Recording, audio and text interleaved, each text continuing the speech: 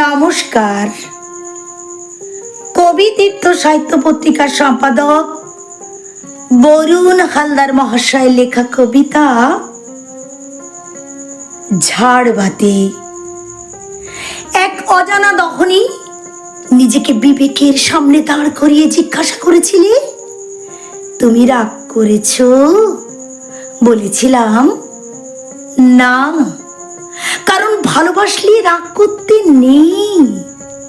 ভালোবাসা হলো সম্পূর্ণ সমর্পণ, ভালোবাসার সাত্ত্বিক পূজা।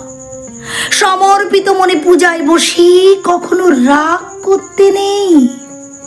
যেখানে সমর্পণ থাকে সেখানে অভিমান থাকলেও রাগ থাকে না। নিজেকে ভেঙে চুরে উজাড় করে দিয়ে কত শান্তি, কত পূর্ণতার স্বাদ পাই। ভালোবাসার জাগতিক চাওয়া পাওয়ার ঊর্ধ্বের এক আত্মিকতা।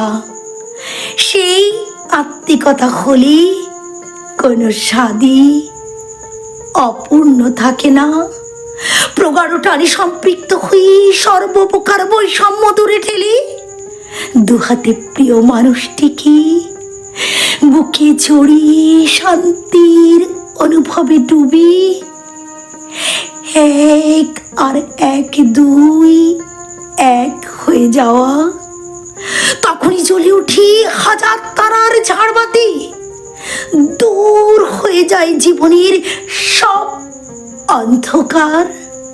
সেই রোশনাই ঝলমলে হৃদয়ে বসে শান্তির মেহফিল।